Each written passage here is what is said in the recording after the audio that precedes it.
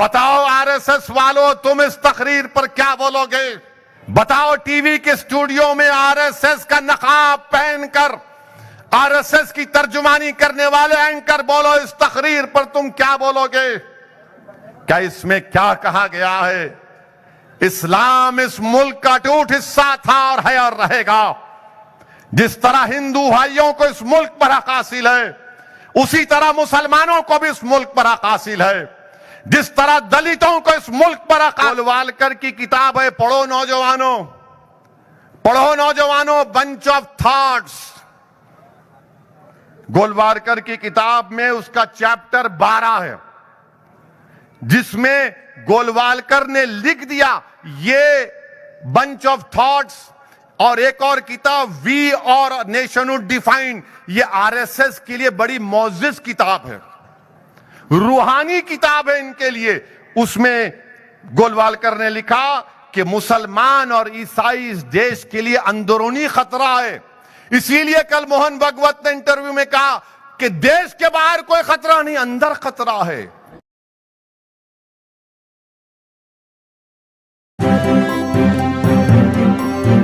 Media voice, आपकी आवाज। BJP RSS तो अभी से अपनी इलेक्शन की तैयारी शुरू कर चुकी है, बल्कि 2024 के पार्लियामेंट इलेक्शन की तैयारी आरएसएस के सर संचालक ने शुरू कर दिया। और 2024 में दोबारा बीजेपी को इख्तिदार पर लाने के लिए आरएसएस के सर संचालक ने अपनी आरएसएस की एक मैगजीन ऑर्गेनाइजर में एक इंटरव्यू में बहुत सी बातें कही दी। निशाना मुसलमान थे और वो ये समझ रहे हैं कि निशाना मुसलमान को बनाकर वो भारत में दोबारा 2024 में बीजेपी को पार्लियामेंट में कामयाब करेंगे। मोहन भागवत ने अपने इंटरव्यू में कहा, क्या कहा था उन्होंने कि मुसलमानों को, भारत के मुसलमानों को अपने इस्लाम की बालादस्ती को छोड़ना है। उन्होंने क्या कहा अंग्रेजी, यानी मुसलमानों को ये चीज को छोड़ना पड़ेगा, इस्लाम की बालादस्ती को। कल मीडिया वाले आए थे, हमने अपना बयान दिया। मैं जनाब मोहन भागवत साहब को एक बात अब कहने वाला हूं। हमारे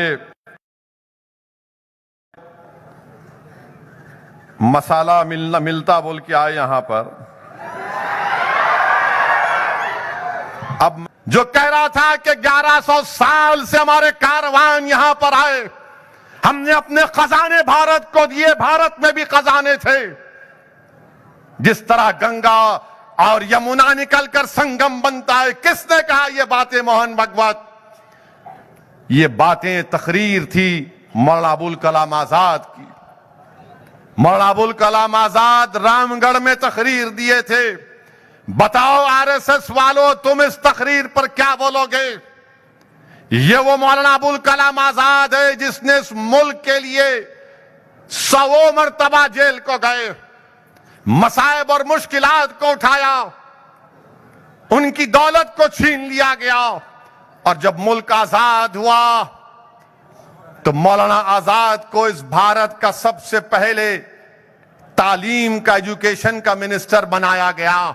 मोहन भागवत और आरएसएस वालों, तुम मौलाना आजाद से बड़े नहीं हो।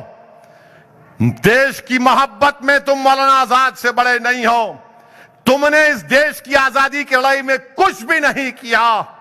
इस देश की आजादी में जो काम मौलाना आजाद ने किया, अब बताओ इस तकरीर पर क्या बोलेगे आरएसएस वालों?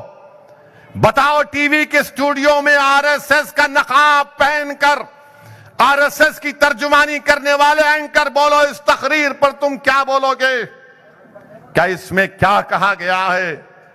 इस्लाम इस मुल्क का अटूट हिस्सा था और है और रहेगा।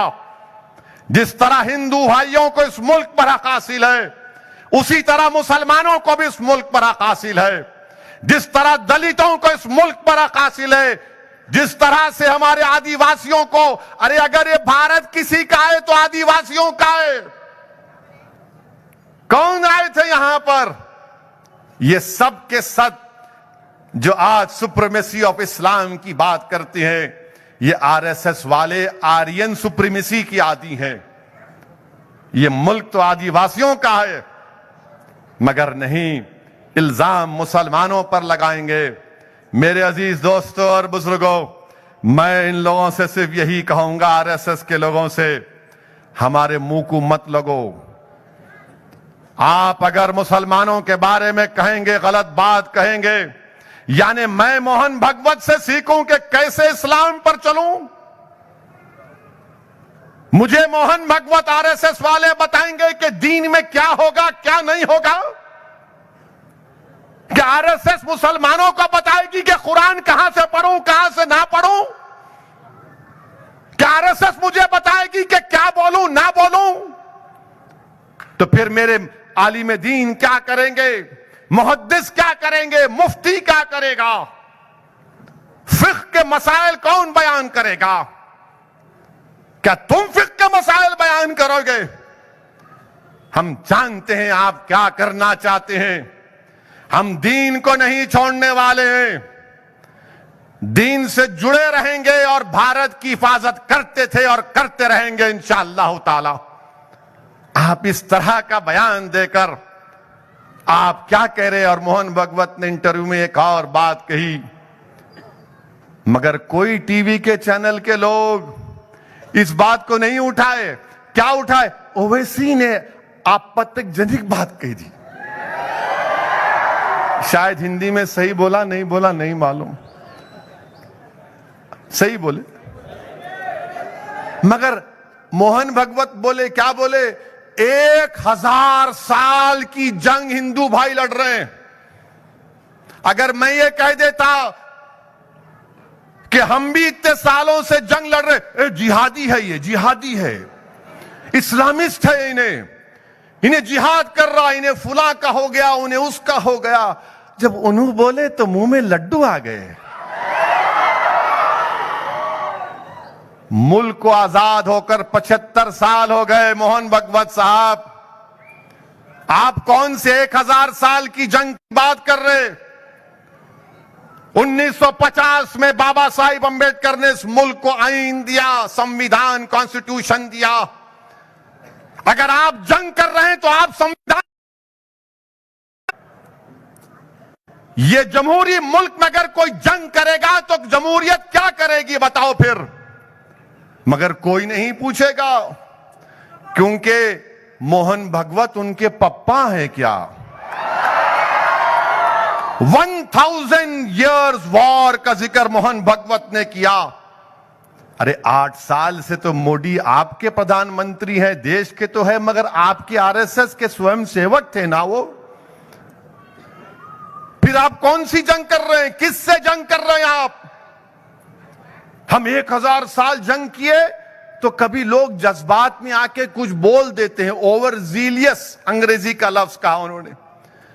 तो क्या मोहन भगवत और आरएसएस, बीजेपी वाले उस बात को जस्टिफाई कर रहे हैं कि आज से चंद हफ्ते पहले या चंद दिन पहले भोपाल की जो बीजेपी के एमपी ने कर्नाटका में जाकर कहा था कि चाकू तैयार रखो, जिस तरह तरकारी काटते हैं उसी तरह चाकू को तैयार रखो? क्या मोहन भगवत उसको जस्टिफाई कर रहे हैं? धर्म संसद हुए जिसमें मुस्लिम और खवातीन की अस्मत लूटने की बातें कही गई, मुसलमानों को मारने की बातें कर रहे हैं। क्या मोहन भगवत बीजेपी के दिल्ली के एमपी के उस बयान को जस्टिफाई कर रहे हैं जिसमें उसने खड़े होकर कहा था कि मुसलमानों का उनसे कोई खरीदो फरोख्त मत करो, उनसे ताल्लुकात खत्म कर दो? क्या मोहन भगवत हमारे घरों को जो तोड़ दिया जा रहा है नफरत की बुनियाद पर, क्या उसको जस्टिफाई कर रहे हैं कि 1000 साल की जंग लड़े? कौन सी जंग लड़े आप बताओ? अरे अंग्रेजों की 200 साल की लड़ाई में तो आप कहीं नजर नहीं आए। तुर्रेबाज खान नजर आया हैदराबाद में, मौलवी इस्माइल नजर आए, आरएसएस तो नजर नहीं आई थी ना। मगर आप कौन सी जंग लड़ रहे बताओ हमको? क्या कोई टीवी वालों को पूछना नहीं चाहिए आरएसएस वालों को बिठाकर, ये बताओ ये कौन सी 1000 साल की जंग है? मगर इसका जिक्र नहीं करेंगे मेरे अजीज दोस्तों और बुजुर्गों। और मैं आपको आरएसएस की तारीख बताऊंगा। अभी हमारे जैन लोग एहतजाज कर रहे हैं कि उनके मजहबी मुकामात जो झारखंड में है उसको टूरिज्म से निकाला जाए, वहां पर गंदगी हो रही है, हम उसकी तायीद करते हैं। तो गोलवालकर आरएसएस के बहुत बड़े सरसंघचालक थे, करीब 35-40 साल आरएसएस के सरबराह थे। उन्होंने ऑर्गेनाइजर मैगजीन 10 जून 1963 में हमारे जैन और बुद्धिस्ट भाइयों के बारे में क्या कहा? अंग्रेजी में कहा कि so far as Jains and Buddhists are concerned, they have never made any contribution to the soil and political thought as such. We have never inherited any अर्थशास्त्रास, यानी अर्थशास्त्र का मतलब माशियात का इल्म और सियासत का इल्म, एंड धर्मशास्त्रास फ्रॉम देम। यह आपकी मोहब्बत है जैन और बुद्धिज्म से। और फिर मोहन भगवत साहब आप हमको दर्श दे रहे, जरा ये तो बताओ कि महात्मा गांधी के कत्ल के बाद जब आरएसएस पर बैन पड़ा और जब बैन उठा तो क्या आरएसएस को यह मजबूर नहीं किया गया था कि तुमको तिरंगे को मानना पड़ेगा, अंबेडकर के बनाए हुए आईन को, संविधान को मानना पड़ेगा? बोलो आरएसएस वालों। इनको बोलना पड़ा कि ये बैन उसी वक्त उठेगा। और ये कौन बोला? उस वक्त के मद्रास बोलते थे, वहां का एक वकील था TRV शास्त्री। 13 जुलाई 1949 हिंदू का अखबार है जिसमें TRV शास्त्री ने जिक्र किया कि आरएसएस को तिरंगे को एक्सेप्ट करना पड़ा, संविधान से अपनी वफादारी को दिखाना पड़ा और संविधान को रेस्पेक्ट करना पड़ा। और हम मोहन भगवत से यह पूछना चाह रहे हैं, मोहन भगवत साहब ये बताइए कि 1931 में इटली में मुसोलिनी से जाकर BS मुंजी मिलते हैं तो क्या मुसोलिनी के साथ बैठकर पिज्जा खा रहे थे? क्यों मिले मुसोलिनी से, जो हिटलर के साथ मिलकर दूसरी जंग अजीम का जिम्मेदार था, फिस्ताई ताकतों का सरबराह था मुसोलिनी। मुंजी कौन थे बोलो आरएसएस वालों? क्या मुंजी नहीं मिले जाकर मुसोलिनी से? बताओ, इसका जिक्र करो। वो भी नहीं बोलेंगे। और गोलवालकर की किताब है, पढ़ो नौजवानों, पढ़ो नौजवानों, बंच ऑफ थॉट्स। गोलवालकर की किताब में उसका चैप्टर 12 है जिसमें गोलवालकर ने लिख दिया ये बंच ऑफ थॉट्स।